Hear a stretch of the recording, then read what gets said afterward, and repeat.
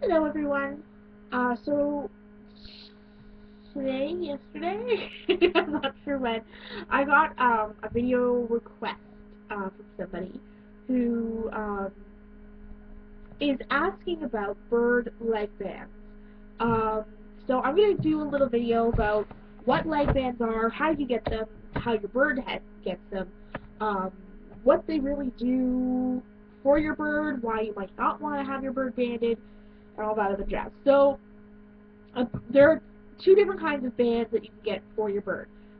There are closed bands and open bands, and um, I kind of equate these to bracelets. Obviously, not just because they go around your wrist, but you can get a bracelet that you simply slide over your hand and then it stays on your wrist, or you can get the kind that kind of have a gap in them and you put them this way. Now, most bracelets don't close after that, but that's kind of the difference here. A closed band is closed, and an open band is open, and then put on the leg and then closed afterwards. So open bands are usually what you see on hand-fed babies, and that's because a closed band rather. A closed band has to be put on a baby bird while they're being weaned, um, while their feet are still small enough to fit over top of the band, and then as the bird grows, the band can't come back off. So if you're getting a hand-fed bird, chances are if they're being banded, it will probably be a closed band. Um, Depending on the agency that you get these bands from, the breeders get them from, some of them are color coded. They usually have the year written on them, so you know when your bird was hatched, um, which agency the band belongs to. In Canada, it's the AACC. Um, don't ask me what that stands for. I'm not good with acronyms. Um, and then there's a number, and that number each band has its own number, and then when they sell the bands, when the bands go from the registry to the breeder, so many bands are given to that person, to the breeder, and they're numbered, they're written down, so they know, okay, all the numbers between 1 and 200 were sent here to this breeder. And then when you get your bird has that particular number. So if anything were to happen to your bird, the bird got away, or let's say the bird was shuffled around, was rehomed a few times, you could essentially look at this band and know where the bird came from, when the bird was hatched, who the breeder was, and all that other fun stuff.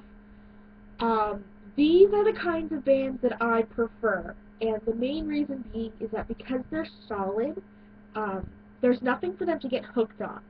Um, I know that a lot of people will opt to take bands off their birds, either because they haven't been sized correctly, or they think that it poses a health risk if the bird's band gets stuck on anything.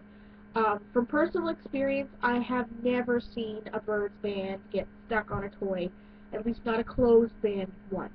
Um, some of my birds are banded, some of them aren't. I have a 13-year-old Rosella who is banded, who's closed banded.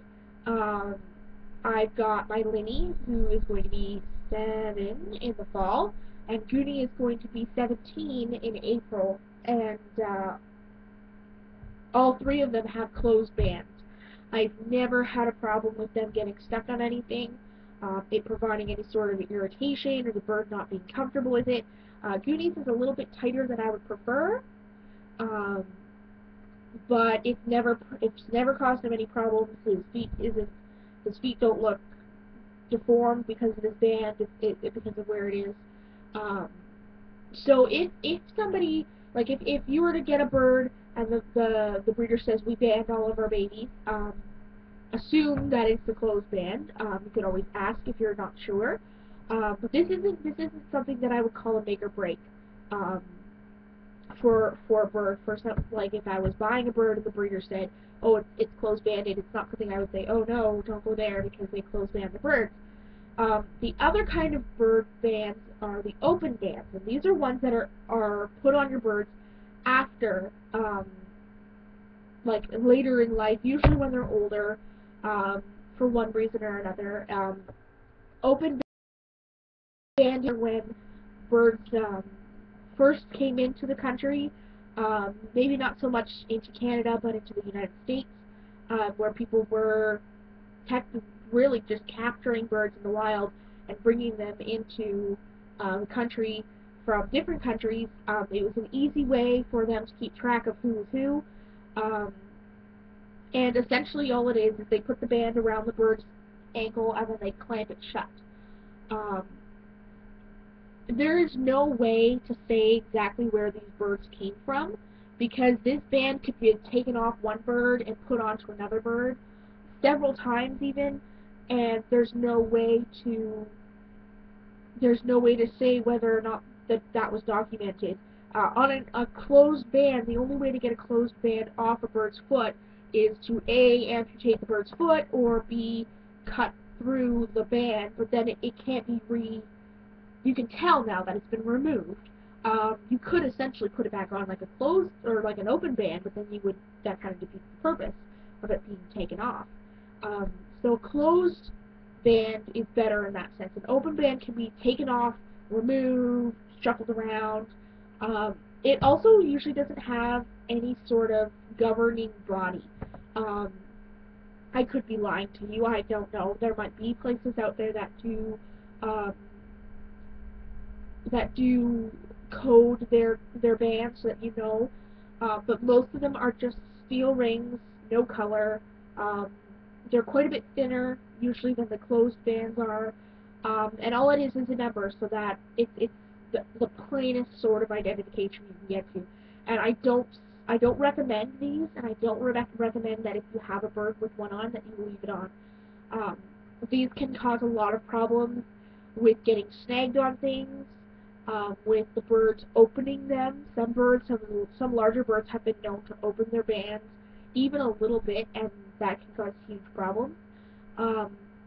As far as that kind of identification being used, if your bird ever got out, if you have a macaw or a cockatoo or a bird with a larger price tag on it, there's a very good chance that somebody could just remove the band and say, oh, well, this is my bird. Most vet clinics, if you go into a vet clinic and say, I have, like, let's say Goody, my cockatoo, if I were to go into a vet clinic and say I want his band removed, they would want to know that the bird belonged to me. They would want to see some sort of documentation saying, yes, this bird does in fact belong to me. They might want to see hatch papers. They might want to see a receipt of some sort saying that you purchased the bird.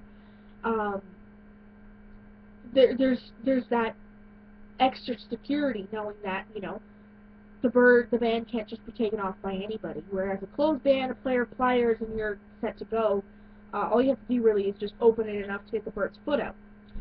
So really that's the biggest difference between the two bands, is the ability to take one off and the other not so much. Like I said, I don't recommend you keep open bands on birds because they can cause a lot of problems. Getting caught in toys, birds taking them off, birds playing with them, people taking them off, people not taking them off correctly, people not putting them on correctly. It's just not a place that I would like to go. So if you have any more questions about bird bands, let me know. I'll try to do my best. Like I said, I'm not a breeder, so I don't know a lot of the logistics that go into how much bird bands are or how they're registered. But I'll do my best, I promise. So any questions, put them below. Otherwise, have a good day. Hopefully I'll see you on Friday when I have enough time to actually make good, nice videos. And I hope you learned something.